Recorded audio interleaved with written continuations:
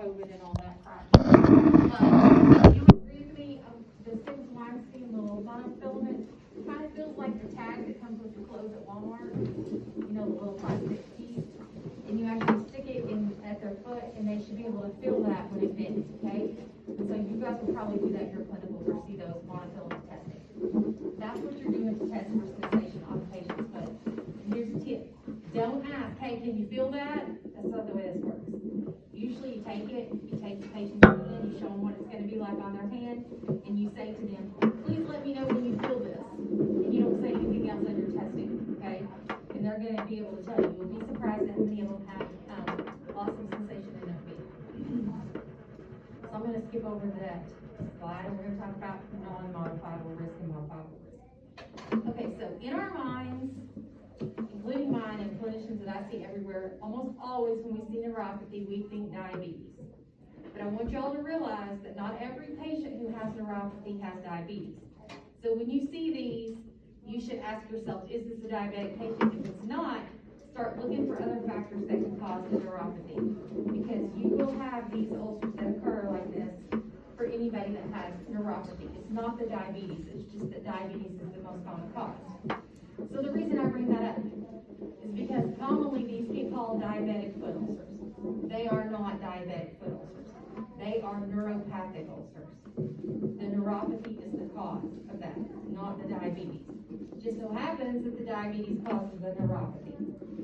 So having said that, when somebody says, oh, my patient has a diabetic ulcer on their leg, the answer to that is no, they don't. Because there is no such thing as a diabetic ulcer on their leg, okay? Neuropathic ulcers occur exclusively on the feet, on the sides of the toes, the plantar surface of the foot. We're going to talk about that in just a second. If they have an ulcer on their leg somewhere, the cause is something else. And you're going to have to investigate that to figure out why, okay? So you'll see that often. People say, oh, they have diabetic ulcers on their legs. They do not. There's another cause of that. Okay. So, if you talk about the things that can cause you to have neuropathy, that's going to be things like exposure to heavy metals and also disease processes, which are these. Hansen's disease. Anybody know what that is?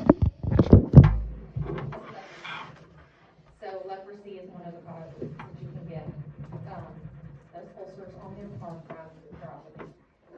Raynaud's, pernicious anemia, chemotherapy, just advanced stage. You'll see these all cause neuropathy in your patients. Okay, so what happens is they get a loss of protective sensation. They may have a history of foot ulcer that makes them at higher risk. They have rigid foot deformity, poorly controlled diabetes, and having diabetes for greater than 10 years. So you had asked me earlier about, your foot being built in such a way that you just don't get an ulcer. Well, your foot and my foot is generally that way. But when you have diabetes, it changes the way your foot is structured, if you will. There's changes that happen to your toes, to the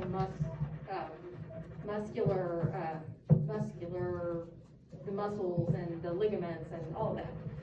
All of that changes, okay? And your toes start to kind of curl under a little bit, and that's why you'll see ulcers on the toe tips that happen. And then it also changes when you lose that loss of sensation, how your foot plants, and you'll get a slapping motion when you walk. That will cause repetitive trauma on those foot pads. That's why you will see very commonly patients have ulcers on their metatarsal heads. The first and second are notoriously common for that because of the way they plant their foot. And then one other thing happens with this, if they get what's called an autonomic neuropathy, whereas when you or I have foot sweat, you're hot, your foot sweats, right? You're cold, you get vasoconstriction, and you have cold feet. Those people don't have that with neuropathy. They have no change in their blood flow to their feet. It's all one thing because the vasoconstriction, vasodilation doesn't happen. It affects the sweat glands, it affects all of that. That's why they get fissuring and dry feet, and they will also get demineralization of the bone as a result of that, and they will have a collapse of the arch and what's called a Charcot's foot. Is anybody familiar with that?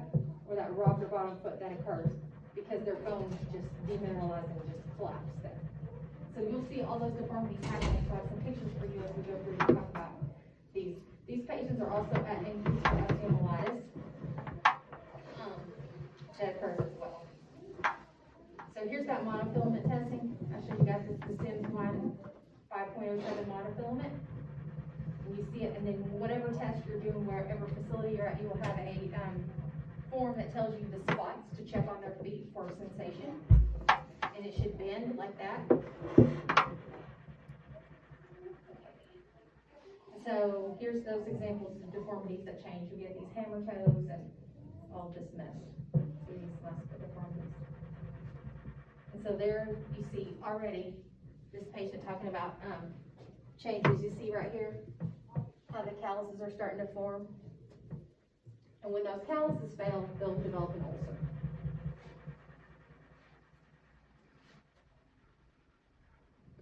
So like this, they'll start to get dark underneath, and when you see that darkness, that's a heralding sign that you have bled underneath and you have an ulcer there likely. And there's those toes that I was talking about, the change. And there's that rocker bottom foot. You see how that foot doesn't have a arch, it just bulges out? That's because the bones are collapsed there. So, ironically enough, they have normal skin tone. They usually have palpable pedal pulses, but you'll notice skin changes, like the fissuring that they happen. They'll build callus like nobody's business. The wound margins are typically well defined. Exudate can be variable, and their reflexes are diminished, obviously, because of the neuropathy. So they scale these, and you guys don't have to remember any of this. I've just given you some examples, so I'll show you. They classify these based on how far they go. So like at the top, you have really no open lesions, but there can be presence of this all the way to extensive gangrene or bone infection. And they give them a grade based on that. That's what they, it's not really a stage, it's more grades that they come up with for how extensive and what's involved with these. So it's hard to see in this picture, but this occurred due to needle left in the patient's shoe. They stepped on it and just keep walking on it. So you'll see these patients. I know it's hard for you to imagine. I mean, it is very, maybe not for you, but for me, it's very hard to imagine because I can't walk across grass.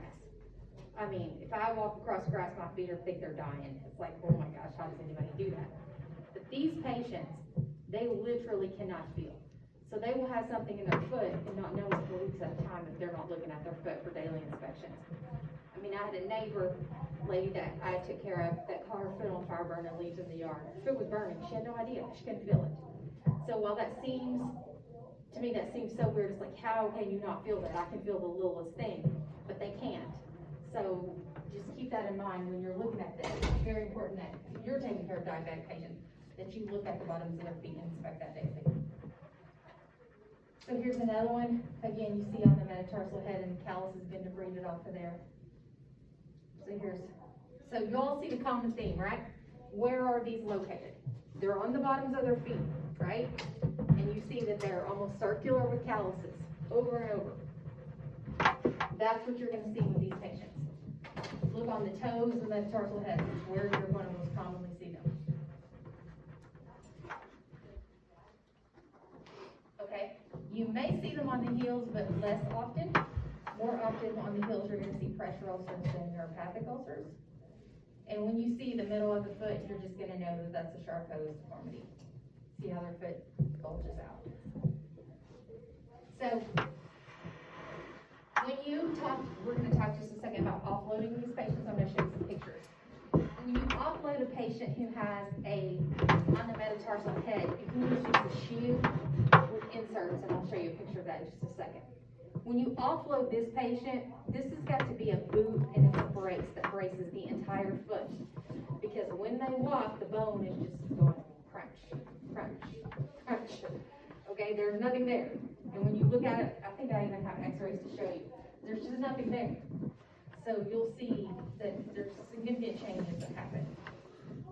Okay, so, and this is the debridement of that, so you can kind of see how deep these go. Again, common theme, these have got all calluses, right? Bottom of the foot. You're going to see it over and over again for these patients. On the toes.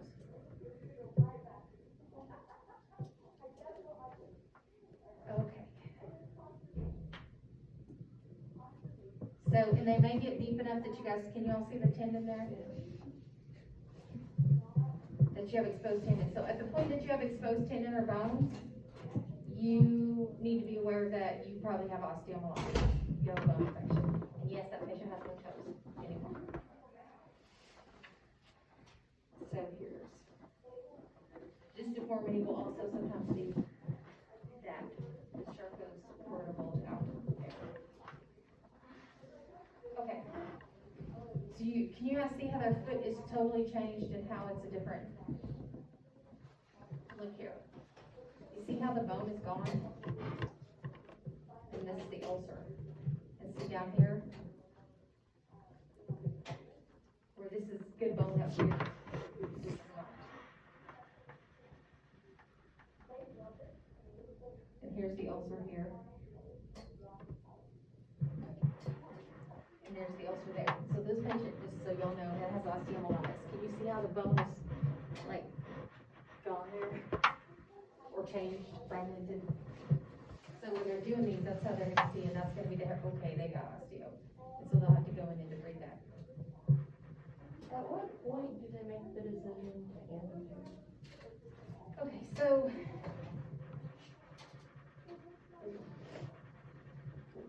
very much, we try for limb salvage. And sometimes, especially in your diabetic patients, if they don't have gangrene and we can manage it, we will symptom manage even chronic osteo. Meaning we will leave their limb. And that's because the 5-year rate after amputation for morbidity and mortality is very high, meaning you die within 5 years.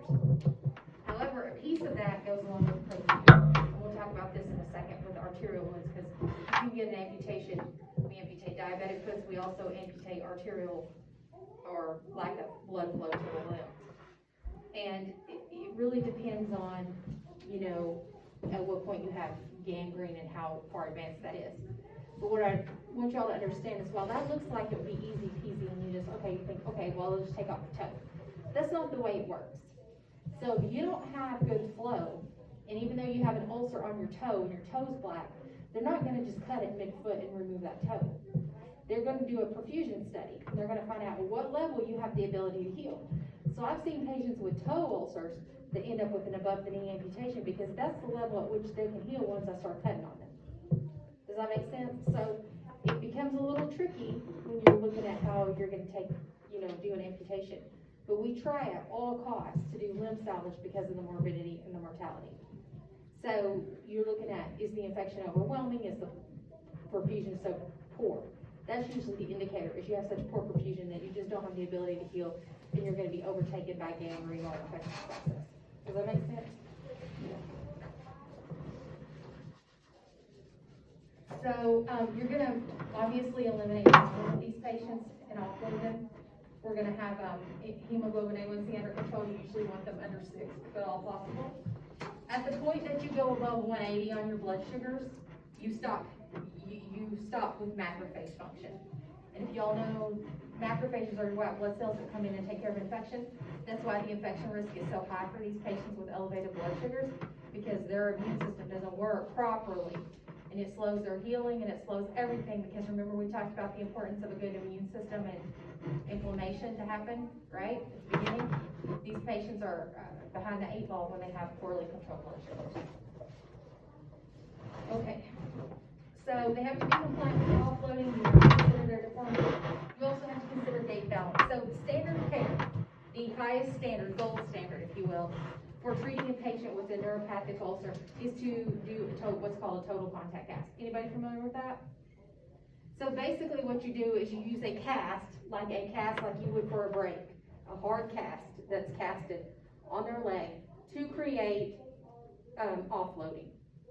Well, y'all can imagine what that does to the weight for somebody who's 80 years old and has poor balance to begin with. You know, we could cause them to fall and break hips. So you have to consider that and weigh that against whether a total contact cast is appropriate. And it's also going to change their balance and change their feet, so they're going to have some muscle aches and deformities that can occur because it changes how they walk, as well as shoes, and I'm going to show you guys for a second you all have to consider. So here, have y'all ever seen half shoes? These right here. Have you seen these? Anybody seen those? So have you ever tried to walk in one of those? So when you can't touch your toe down, when you walk, imagine if you can't touch your toe down, what that does to your leg and how these people walk. So then what that does is for a long period of time, as therapists, y'all know, what does that do to your muscles? You get shortened muscles and it changes that, right? So you have to be aware of that. The same thing happens when you can't touch your heel down and you're walking on your toe all the time. So, we use half shoes to offload them, but there is a trade-off and there's some problems that can occur with that. So in my facility, we use this at the top, which is called a Pegasus. And I had those, but again with COVID, I didn't bring those. I have an example of those. But it's an insole. Can you see that? And it's about this thick. And what you do is you pull the peg out where their ulcer is. And then it goes in the shoe. So when they walk, there's a hollow space in the insole that's offloading that. Does that make sense? That does not change their gait. And that's why we do that. So the same thing with this shoe. Can you all see how this is an insole that creates a weightlessness where it's cut out? So it doesn't create pressure on that point, so it changes it. So this is a patient that used this half shoe. You can see there, and it does, you know, you get offloading, but obviously she's got a walker because you can't walk. And then here's a picture of a total contact cast. Does it not cause issues with like where it is being like the pressure does, you know? A total contact cast? It does, well, it can if you don't cast it right. So just like if you do, like, okay, let's say you cast somebody that has a break. If the cast is wrong, it can cause issues, right? It can cause pressure ulcers and other things in other areas. So they have to pad that and really be careful when they're doing it to make sure that they're not going to do that. If that makes sense. But yes, you can cause issues if you're not careful and you don't know what you're doing.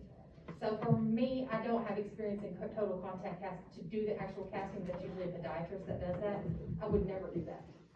I typically put patients, because of my patient population, in some sort of offloaded shoe. And so here's an example of that. So I want to show y'all. This is the shoe they get, which is just basically a surgical shoe with this is the insole with the peg. And you can see the difference. So in the red is where their ulcer is. Y'all see that? Because that's the highest pressure point when they take a step. Now look at the bottom when we put the peg in. See how the pressure is gone from that area? So it creates weightlessness for the ulcer so it can heal. Okay, so, and here's a patient with diabetic shoes. So in my patient population, they're better now than they were. But one of the most common complaints I get is that they're ugly.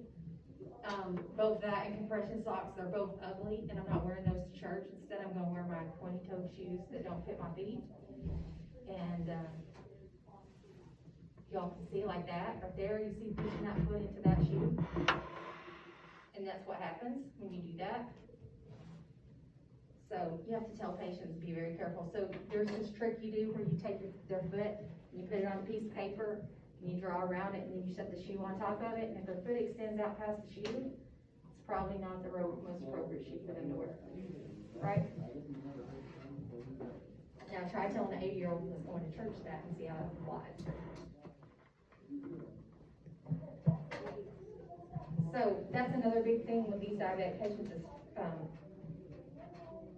appropriate footwear, foot care, and that includes nail care. So, you know, you don't let it get like this and you laugh and you see this, but I swear to you guys, I see more of this than you can imagine.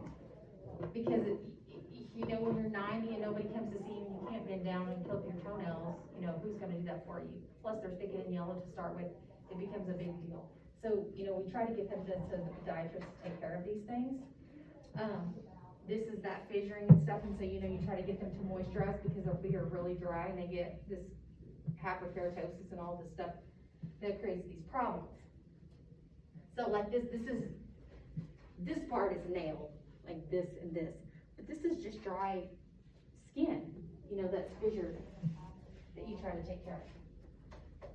And this skin, you know, you wash your feet, put a moisturizer on it, that takes care of that problem, right? But if you can't bend down, you know, think about it. I mean, you have patients that really, they cannot get to it.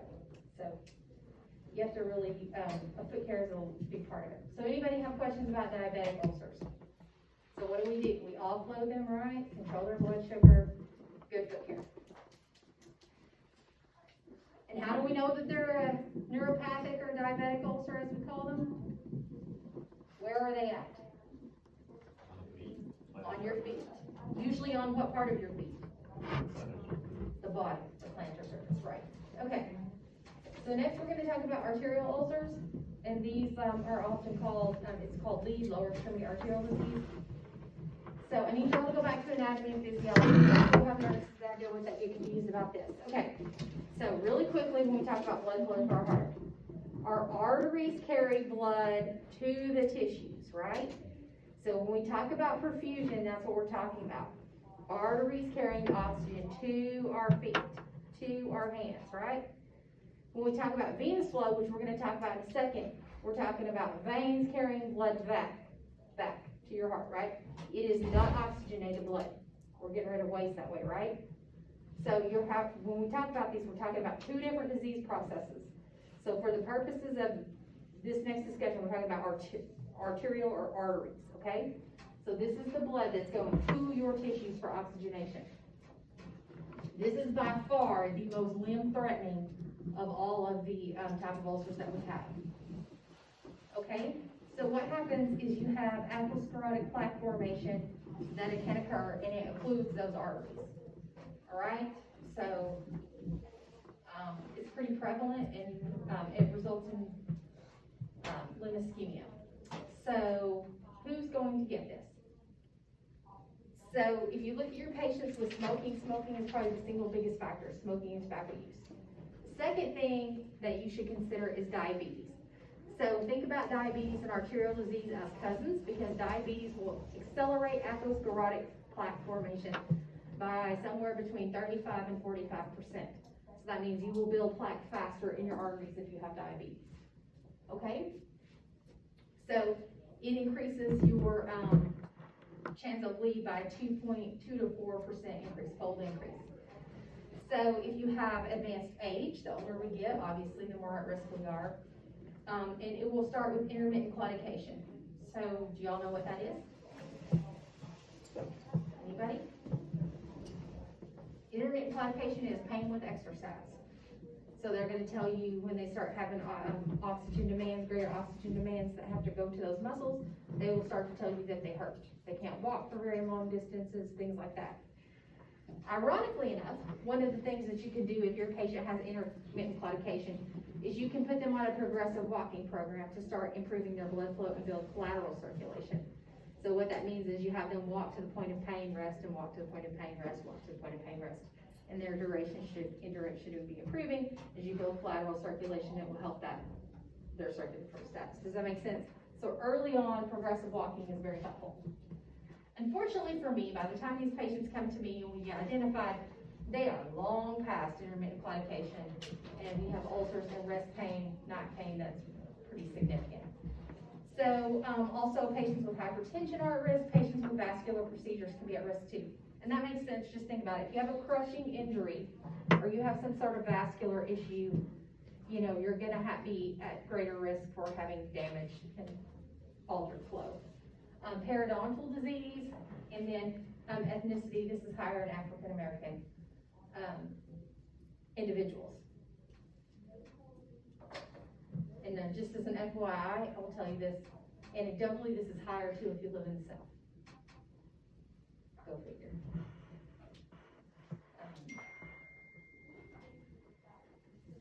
You can control some of the risk factors. You can control, sedentary factors. You can control smoking. You can control your diabetes.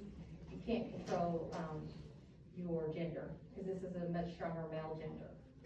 So there's these classification scales, and at first it starts with asymptomatic, and then you go all the way to gangrene. So I just want to clear this up really quickly, because this question comes to me a lot, is when we say a person has gangrene, that is not an infectious process, okay? That does not mean you have an infection when you say somebody has gangrene. That is simply an ischemic process. So when you say you have gangrene, that means there is no flow going there, no blood flow, okay? So that's why the tissue is dying. All right, so where are these going to occur? They're going to occur in the toe tips or the web spaces, so between your toes. They're going to occur anywhere you have a trauma that you have absence of perfusion. Mostly they're going to occur on the toes, because that's the most distal area, right? If you think about it, distally, that's where you're they're usually not gonna drain, they have a deep punched out appearance if you can see them, but they're mostly covered with, necrotic tissue. Now, when you look at the legs, and I'll mention this, because this is very important when you're looking at their periwing skin. It's shiny, it's taut, it's thin, it has no hair growing on it, and there's atrophy of the sub-Q tissue. So I'll show you some pictures of what that looks like. But, I mean, their legs are just like slick and shiny. So, here you go. So here's the first toes. You can see they're absent or diminished of a pulse, they have poor capillary refill, and they have ABI below 0.08. An ABI is an ankle brachial index. And what that means is I check the systolic blood pressure in my brachial artery, check it in your ankle via Doppler, and it should be 1, right? I should have the same flow here as I do in my feet. So where I have differences would indicate that there's a difference in flow. And if it's below 8, that's a significant difference. If it's below 5, that is limb threatening. Okay, does that make sense? So, okay. Alright, you're gonna check pulses, posterior tibial, dorsalis pedis. Capillary refill should be less than 3 seconds, and their skin should be warm to touch. If it's cold or pale, cyanotic, that's a problem. And then you also get pallor on elevation and dependent rubric. So if you lay your patient down in the bed, you tell them raise your leg up in the air. When you do that, after 45 seconds, if they can tolerate that, it'll get a very pale color. Then you have them sit up and put their foot on the floor. When they do, it'll get this ruddy rush of blood. It's this ruddy ruby color. You know, like a reddish, brownish brick color. That is a sign of dependent rubric after pallor on elevation. And that means that your patient has likely arterial compromise. Again, shiny, taut skin, absent of hair, and they will have thick and yellow toenails. Okay, this is gangrene. That's an absence of perfusion. There is nothing you can do to save this tissue. You can try to have revascularization, but those toes that are black are gone. Okay, so they're going to come off regardless of what happens at this point. So this patient could end up with an amputation of the whole limb, or they could end up with a procedure in which the artery that's blocking the flow is opened up to allow for adequate blood flow. Okay, so the lady next to it, can y'all see how shiny her skin is? You see no hair growing there? That's an arterial wound. That's the dependent rubric. You see the difference in the color of their feet? There's another arterial wound. Notice the shiny skin around it. No hair growing anywhere there. Same thing, this is in those toe tips. You see the thick and yellow toenails. No hair growing across the toes. And you see that it's starting to break down over here between these toes. And they'll just keep breaking down because it's a sign of no blood flow that's declining. And you see, notice how, when you look at capillary refill, notice what the nails look like. See how pale and white they are? I mean, that's not normal. They should be pink. And okay, so this is a patient that this limb is dying. So I wanted to show you guys. Can you all see that this is their opposite limb? See the difference in the color? In the toes?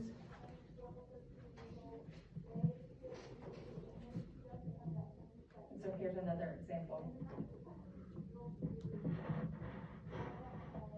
Okay, and so you're looking for those thick yellow toenails. And again, and I will say, you guys see hair in this picture, that is not the patient's hair, that is their cat's hair. You see across the top of those toes, and they're scattered.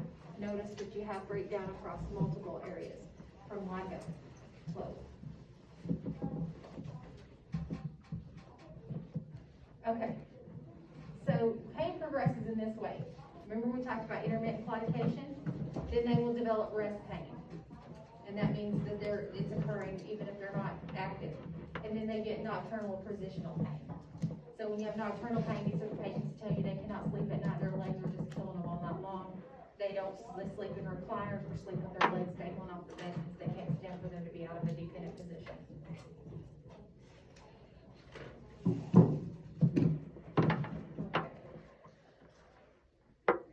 see, I mentioned this, they have a very circular, deep, punchy appearance, and again, shiny leg, no hair. No hair across those toes, and you see how it's got a deeper, punchy appearance. Again, there's the gangrenous.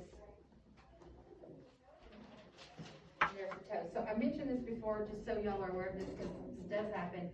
You know, if you're taking care of this patient and they're in a nursing home patient, the physician will allow this to auto-amputate, which means it will fall off on its own.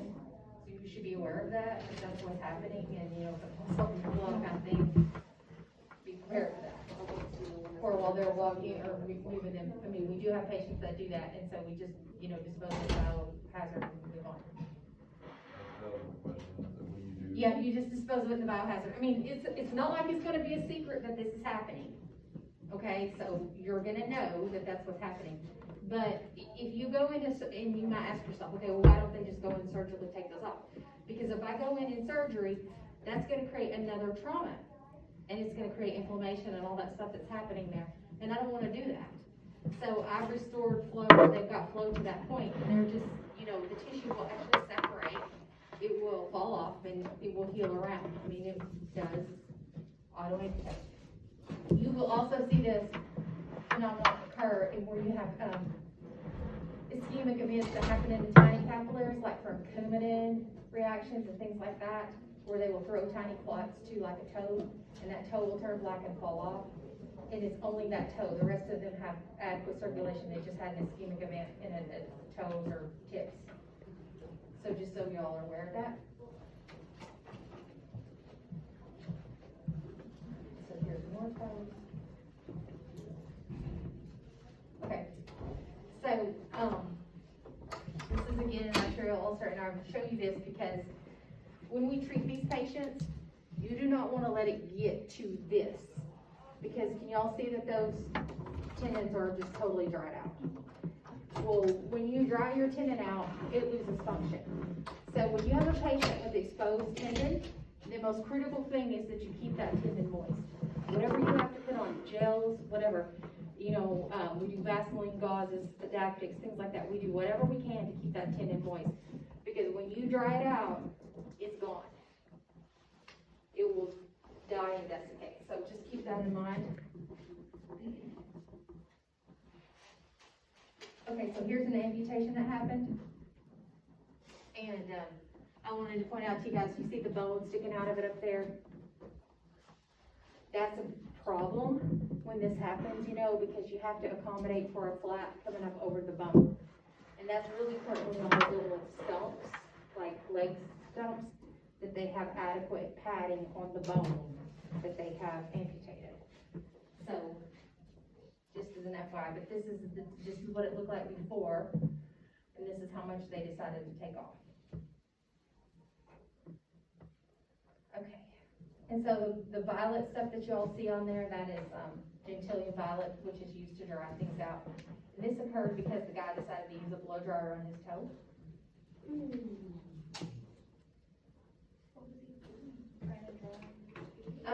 Well, he was trying to get them warm because they're cold as ice because they have no flow to them. And the blow dryer got too hot and it burned and created even more. So again, I mean, you have to teach them, protect your feet. Put your hand in the water and make sure the water is not too hot before you stick your feet in the water, always. Especially if they can't feel it. You have to make sure that they know. One thing I did want to mention with arterial wounds is, you know, I told you mostly on the toe tips, but they occur anywhere, again, we'll reiterate this, at the level of ischemia. So, you can have patients who have lost both legs and suddenly their fingers start turning black because they have poor flow to the fingers. So, and I'll show you some more pictures in just a second. I think I have. You can have ischemia to just one leg.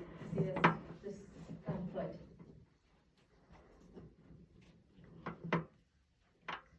And again, this is a dry gangrene. You see it's not draining. We leave it alone. We don't even attempt to. We just paint with Band-Aid and leave it alone. Because they're not going to have an amputation. This patient chose hospice, and so we just maintain. Okay. So I wanted to show you guys this. So when these patients, because because they have such poor perfusion, when they get subtle signs and symptoms of infection, that means they have a major full-blown infection and it's a problem. It's a limb-threatening problem. So I want you all to see, do y'all notice the redness that's right here? Even though that looks like, oh, it might not be nothing, that's something big. That actually cost this patient his foot because it was infected. They don't have perfusion going, so there's nothing there to help them fight this infection. There's nothing there to create inflammation. So they really have a huge problem with fighting infection off. And then when you try to treat them with an antibiotic, I can't get the antibiotic there because I can't get blood flow there, right? So any infection is problematic. That's why these patients are often, these wounds are often treated with antimicrobials to try to prevent that and get that off. Again, you see the toes are all dying. So these are amputations, y'all can see some of this. Anywhere you have a level of perfusion, so I'll go back and show you guys this. You think this is awful, this person no longer has a penis. Guess what? If you don't have blood flow to your penis, it doesn't stay there. If you don't have blood flow to your nipples, it doesn't stay there. And when patients have advanced Raynaud's, Berger's disease, it will get that bad. And so I have this example of this little lady. I think I have a picture here. Maybe one of these later ones. She smokes. She's a smoker, had Raynaud's, Berger's disease, very advanced disease. No legs, one arm gone, and they had to take off her breast because it was ischemic. But she had 2 fingers left. So she calls to complain. She calls to complain because the nurse is on her about quitting smoking. Okay. The horse, the cows, the sheep, the ducks, they're all gone out of the barn at that point. This is a waste of time for you to sit there and gripe at somebody about smoking when they have 2 fingers left to hold a cigarette. I mean, you know what I'm saying? So you just pick and choose your battles in that case. I mean, if we were gonna stop smoking, that should have been 20 years ago. So I just want y'all to know that you have patients, they're gonna tell you, I'm not gonna quit, and you just gotta live with it. Okay, so we do ABIs, and I explained to y'all what that was. There's also, with ABIs, you can get false positives because you can get calcification of the arteries in your diabetic patients. So we also do toe pressures, Doppler studies, and then they do arteriograms that usually piggyback onto an arterial procedure of some sort, like a bypass or a arthrectomy, something like that. Okay. So I included this for your reference about the ABIs. Anything below 0.5 is severe ischemia, which I mentioned that before. And here's the segmental Doppler study. So I wanted to show you guys. So what they do is they actually check it in segments. And by doing this, they can find out where the blockage actually is, in what segment of the leg, and how bad it is. So it'll tell you where that is. So in some patients, they can actually open up flow. They can do, just like they do an angioplasty in the arteries of your heart, they do them in your legs as well and open that up. They can also bypass with an artery, or they can actually go in and actually cut that out, the plaque out, to open that flow back up. So we can make a big change. And I have some pictures here in just a second, I think, to show you guys. Yes. Can you guys see how this doesn't have anything flowing in these legs? Right? Now, see, you open the level of ischemia where they identify them, it will open up the arteries. And it's the difference in a patient healing or not healing. Right? Amputation and not amputation. Yes. How soon do you have to catch it to be able to save the lower extremity? Actually, so, I showed you some pictures of like toes that were black. When that toe is black and it's gone to that point, it's gone, okay? But if I can actually go in and check their arteries, do a procedure, and open up flow, it might be just that toe as opposed to that whole leg, okay? But if I can check it before you have any wounds, because you have intermittent claudication, and I can identify that and treat you with meds and a procedure, then I can stop that before you develop any wounds. Does that make sense? So, and it really depends on how bad it is. Now, having said that, remember the chickens and the ducks all gone out of the barn? When you have diabetes and you have no eyesight and no kidneys because you have lost such flow in your tiny vessels, I'm not gonna be able to fix your feet. Do you know what I'm saying? That's why a lot of people that are on dialysis have limbs that are gone, because it has progressed to the point that, you know, you can't go back and fix those tiny arteries. So we're talking about bigger arteries that we can actually open up flow and catch much sooner. Does that make sense? So I guess what I'm saying is you can't fix everybody, but you do try.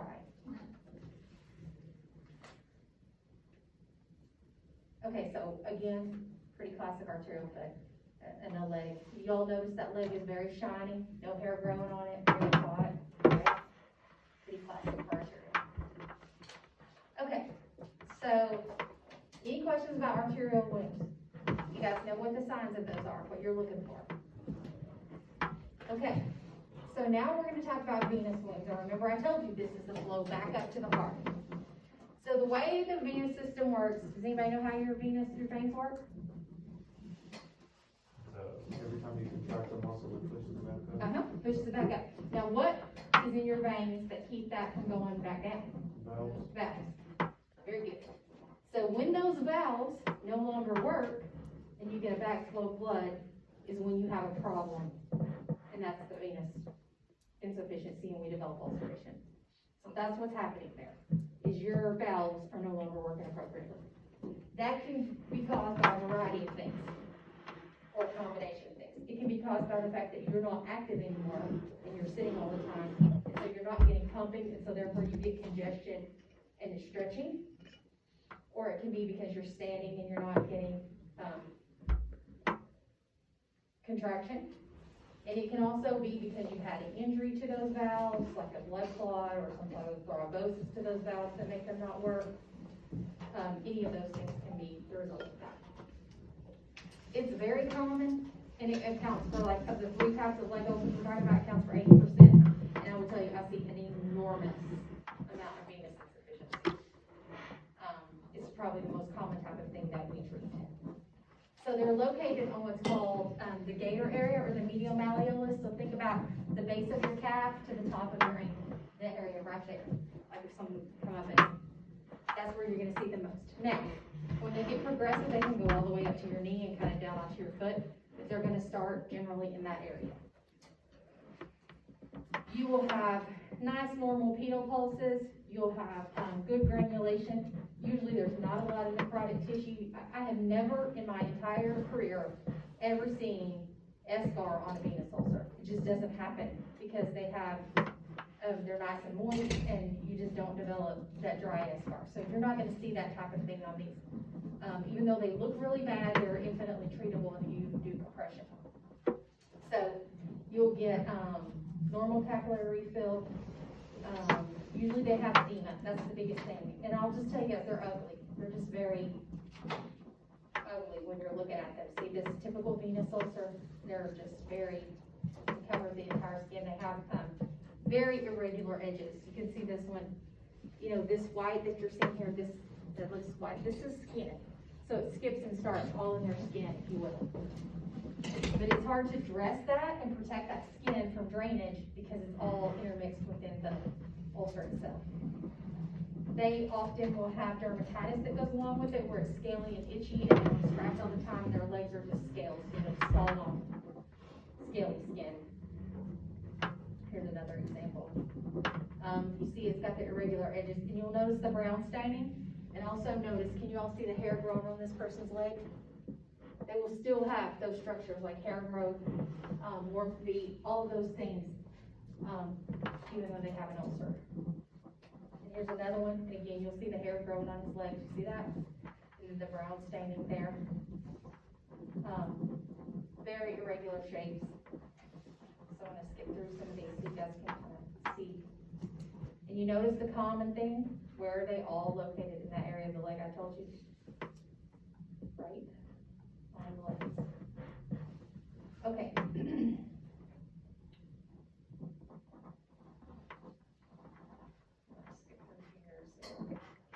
Okay. So how do you improve these as you have to manage your venous return. Which you can elevate your legs, and that involves elevating higher than the level of the heart. But you also do compression. That's the standard of care, is we actually wrap the legs and do compression on them. If they can tolerate it, at 30 millimeters, we're not doing compression at the ankle. So you begin with compression wraps to reduce the edema. Once the edema's down, then they go into a compression stocking. That stocking maintains them, okay? So wraps are short term, stockings are the long term. So you want to try to avoid irritants to their legs, anything with perfumes, dyes, anything like that. We use emollients on the peri-wound skin. We use corticosteroids for the dermatitis that's itching, moist wound healing, and we try to, again, do compression to manage the edema. You see this part where it says don't assume diuretics are needed? So that is a common mistake that people make, is thinking, okay, well, they need a diuretic to get rid of the fluid. The fluid is actually in the interstitial spaces, okay? It's not in the circulating volume.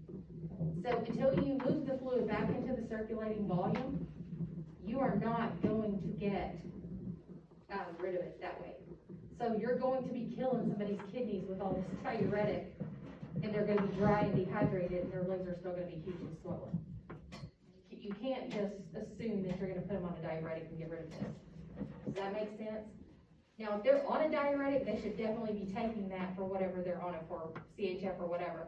But we don't prescribe diuretics. Diuretics is not an appropriate treatment for venous insufficiency. It's not going to fix the problem, okay?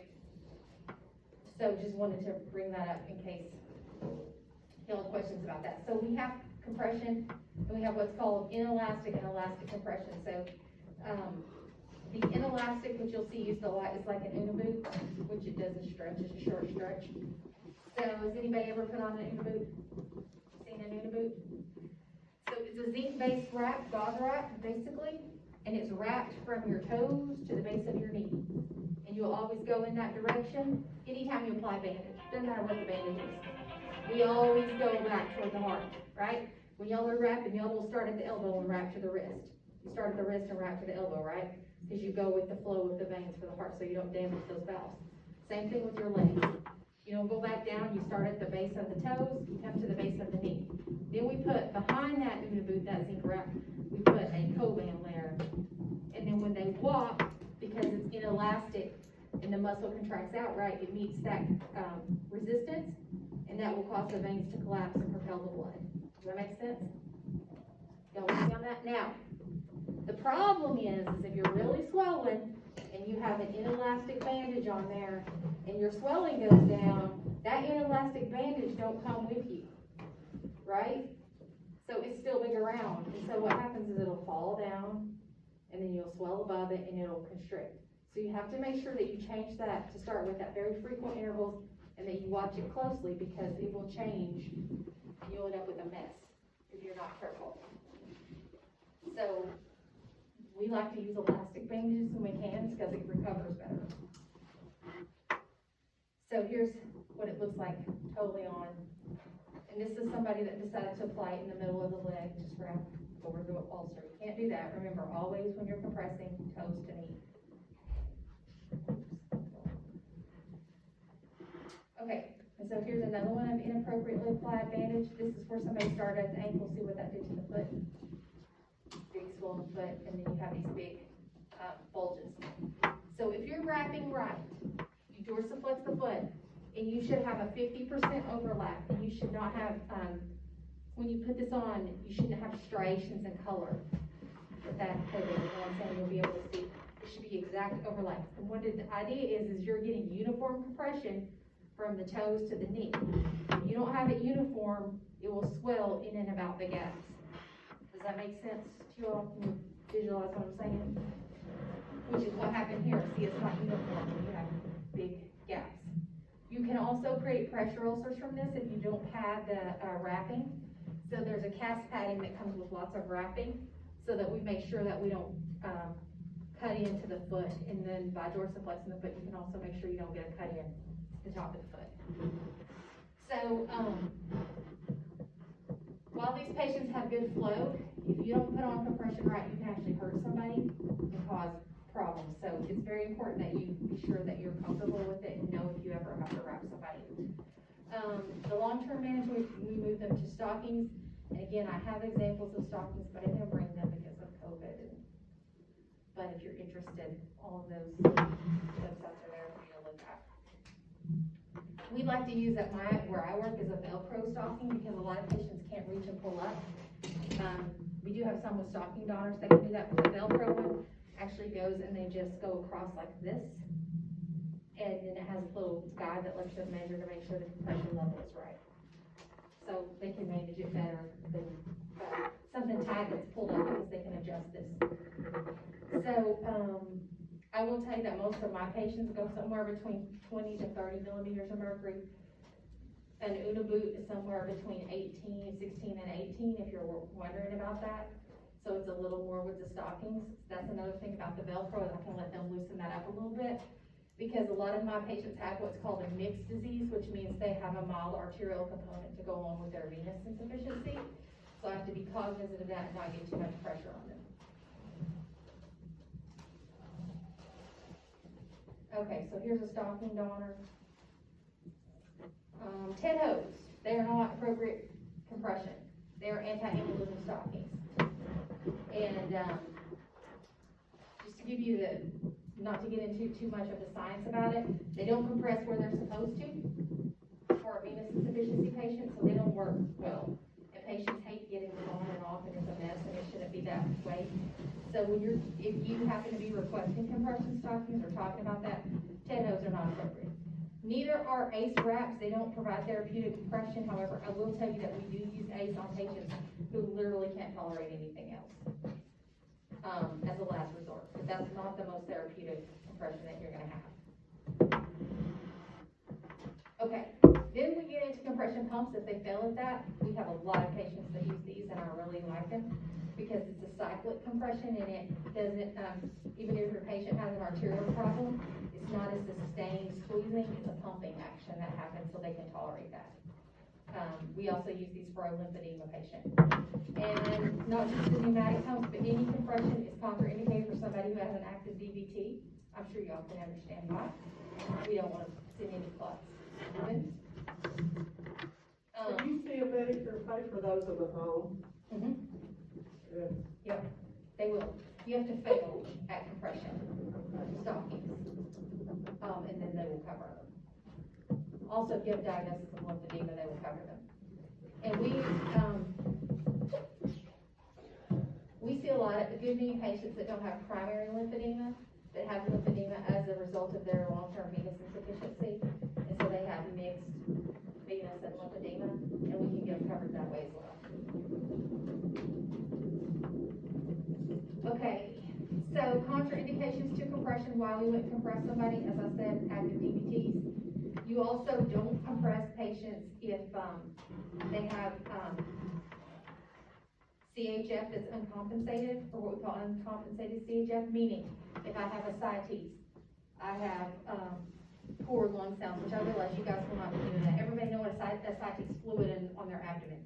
If they're already in fluid overload where they have clinical manifestations of CHF, shortness of breath, all of that, we don't move more fluid for them to drown in, so to speak, if that makes sense.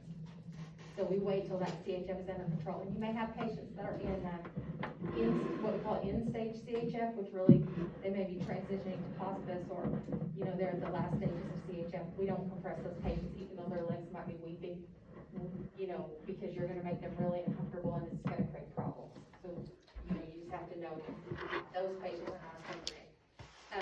We don't compress patients with arterial disease that is significant because we can shut down blood flow. So our arterial disease takes preference for us managing those patients.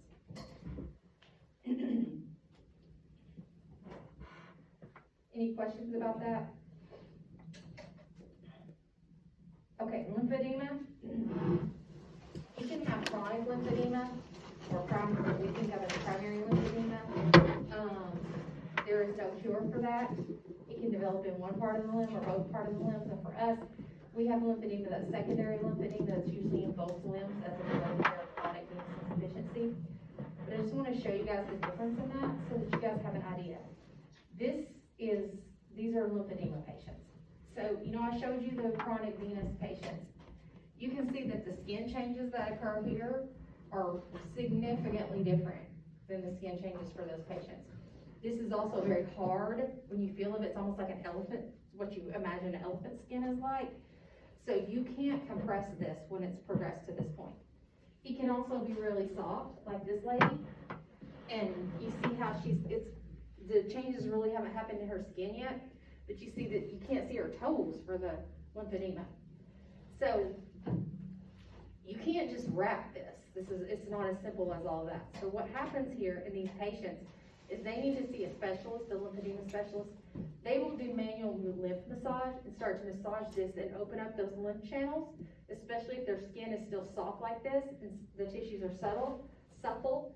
They can actually do massage and actually open that up, start moving the fluid that way. And then when we do compress, what we have to do is use padding. And you will actually have to pad in and around these folds. You know, you'll build those out with padding so that when you put compression on, you're compressing the whole limb instead of squishing down the tissues. Does that make sense? So if you have deficits, you want to think about any kind of compression as a cylinder going up with consistent compression from top to bottom, right? So in order to do that, to make the compression even as you go up, you have to fill in, and there's padding made for that actually lets you fill in any deficits in that limb. So if you ever take care of a patient, I don't think I have a picture of it, but have what we call bottle legs. So they'll have these really skinny ankles, and it will almost form like a pop bottle or a jug, and it'll go up, and then it'll kind of level out and go like this, okay? And so you end up with a gap, and then when you try to wrap, I mean, you can have like a 2 to 4 inch gap. I've seen it that big. When you're wrapping and you end up with this gap there, you can't have that. That won't work, you know, for doing compression. So what you have to do is you have to take padding, you have to build their ankle all the way out till you get even with where the bottle goes up. And then when you wrap, you'll get a nice cylinder to move up. Does that make sense? And that's with your venous or lymphedema patients. Anybody you're wrapping, you have to create that nice cylinder with padding. So again, if you guys can see, this lady has little tiny thighs up there, if you see them, and this is her, you know, lymphedema legs, and they're still soft, so you can actually start to compress those, do manual lymph massage and move them.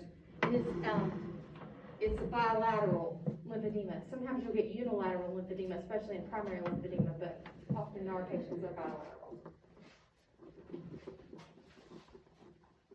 Also, one thing to mention, you all see how her feet look, and those flat feet before.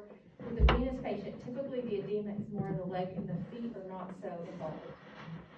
Okay, with just venous insufficiency. So here's another patient. Now see, this has already become hardened and calcified, and so it's very difficult then for you to do compression or to change that tissue. Okay, and this is a patient, when you have patients that are morbidly obese, you will see this very often when you're taking care of those, and so I wanted to mention that to you guys because as therapists, you may see a lot of these patients.